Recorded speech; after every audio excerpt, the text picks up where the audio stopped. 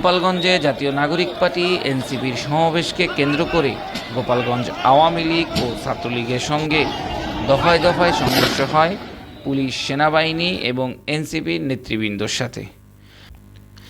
সকাল থেকে রাস্তায় গাছ কেটে অবরুদ্ধ করে রাখে আওয়ামী লীগের নেতৃবৃন্দ, হামলা করে ইউনোর গাড়িতে।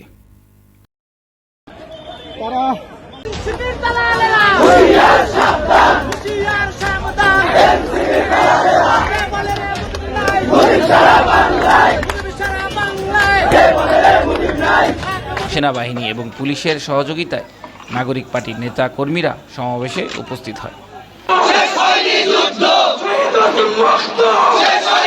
আবারও ছাত্রলীগের হামলা হয় নাগরিক পার্টির সমাবেশ স্থলে।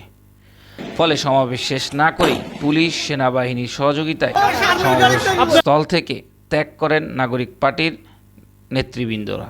এই যে দেখুন, এখানে দীর্ঘ সময় দাঁড়িয়ে থেকে পুলিশ এখন তাদেরকে সামনের দিকে এগিয়ে নিয়ে যাচ্ছে। তো কি হবে সামনে আবার জানি না। এই দিক থেকে ইটপাটকেল একটার পর একটা ইটপাটকেল মারতে তালা আছে।